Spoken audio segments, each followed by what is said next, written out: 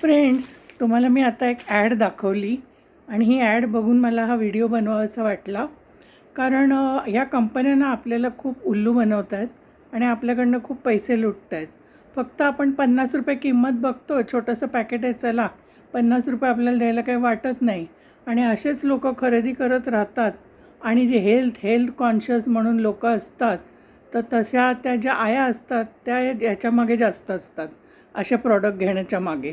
आणि त्या घरी जास्त करून काही बनवत नाहीत, अशी लोकच हे प्रकार विकत घेतात आणि मुलांना देतात. पण त्याऐवजी त्यांनी जर घरी ताजं बनवून मुलांना काही पदार्थ दिले किंवा बिस्किटं, कुकी, केक घरी बनवा तुम्ही आणि मुलांना द्या, का त्याला काही जास्त वेळ लागत नाही आणि त्यात प्युअर तुम्ही तूप घालू शकता, तुम्ही घी, बटर जे काही चांगलं यूज करू शकता. चांगल्या प्रकारचं तुम्ही सगळे ड्रायफ्रूट्स वगैरे आणून त्याच्यात कोको पावडर किंवा चॉकलेट चांगल्या क्वालिटीचं घालून अगदी उत्तम कुकीज तुमच्या ह्याच्यापेक्षा 1/4 किमतीपेक्षाही कमी किमतीत तुम्हाला मिळतील.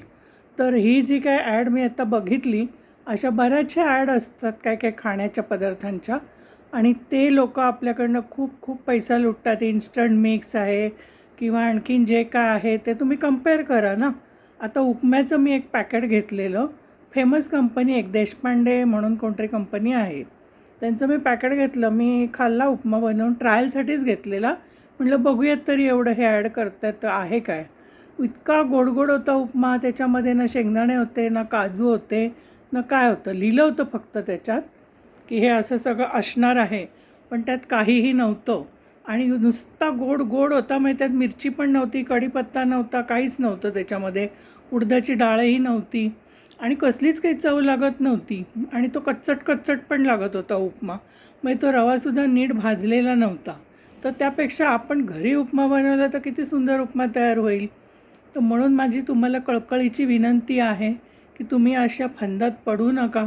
शक्यतो तुम्ही त्रास घ्या थोडाफार, पण तुमचे पैसे वाचवा, तुमची हेल्थ वाचवा आणि तुमच्या मुलांना, घरच्यांना ना घरच्या घरी बनवून द्या. कारण मी खूप बघितलं, सगळे पदार्थ ट्राय केले, हॉटेलमधलं पण मागवून बघितलं, पण त्याच्याहीमध्ये मी बघितलं की ते हॉटेलवाले भरपूर तेल टाकतात, भरपूर मसाले घालतात आणि आपल्याला ना एकच टाईपचं जेवण ते बनवून, एकच ग्रेव्ही त्यांची तयार असते फ्रीजरमध्ये, ती ग्रेव्ही मिक्स करून ते आपल्याला सगळ्या वेगवेगळ्या भाज्या देतात आणि आपण त्या आवडीने खातो 400-400 रुपये देऊन. आणि एवढं तेल आणि एवढे फालतूचे मसाले आणि जे काय जुनी ग्रेव्ही आहे तर ती आपल्या पोटात जाते. त्यापेक्षा आपण घरी जर ग्रेव्ही बनवून ठेवली, स्वतःच बनवा ना. मग तुम्ही हॉटेलमधलीच जर तुम्हाला मागवायची आहे तर तुम्ही स्वतः ग्रेव्ही, मसाले, आलं लसणाची पेस्ट असं सगळं बनवून तुम्ही ठेवू शकता आणि मग त्याच्यामुळे तुमचा वेळ वाचेल. अशी काय काय तयारी तुम्ही आधी केलीत ना, तर मग तुम्हाला जेवण बनवायला कंटाळा नाही येणार. बटाटे उकडून फ्रीजमध्ये ठेवून द्या, टोमॅटोच्या प्युरी करून ठेवून द्या आणि चिंचेचा कोळ बनवून ठेवा किंवा आंबट गोड अशी चटणी बनवून ठेवा. पुदिन्याची चटणी 8-1 दिवस चांगली राहते. तर असे जे काही पदार्थ आहेत ते खराब नाही होते याच्यामध्ये, फ्रीजमध्ये. आणि रवासुद्धा तुम्ही भाजून ठेवू शकता. आणि उत्तम गोष्ट म्हणजे एअर फ्रायर आहेच आपल्या मदतीला आणि मायक्रोवेव्ह आहे. मग काय आपल्याला प्रॉब्लेम आहे.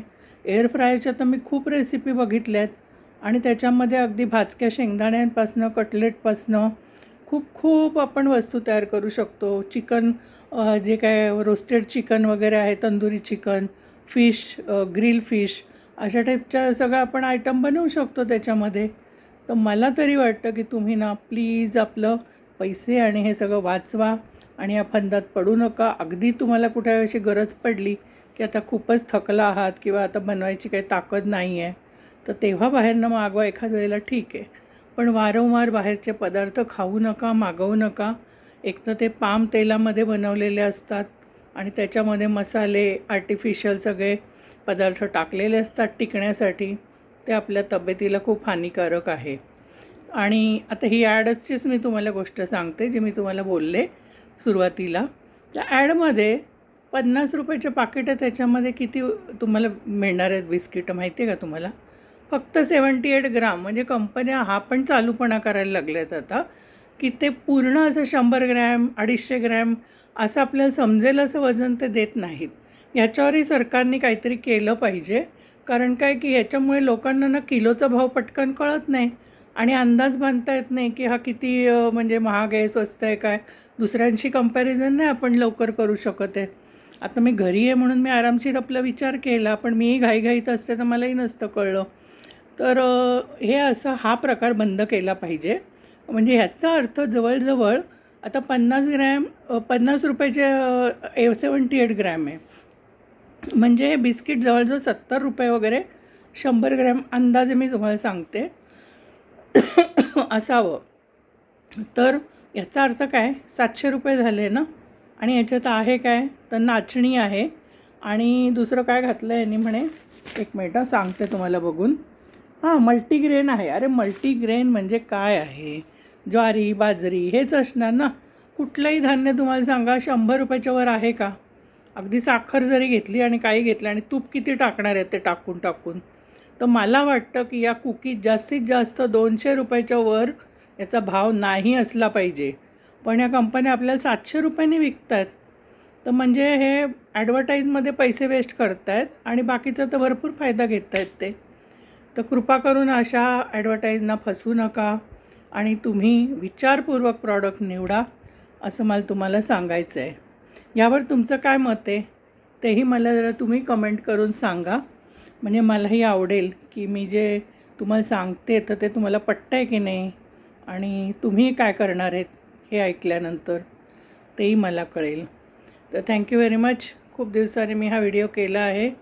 तर मला नक्की रिप्लाय करा, लाईक शेअर आणि सबस्क्राईब करा. Okay, bye bye.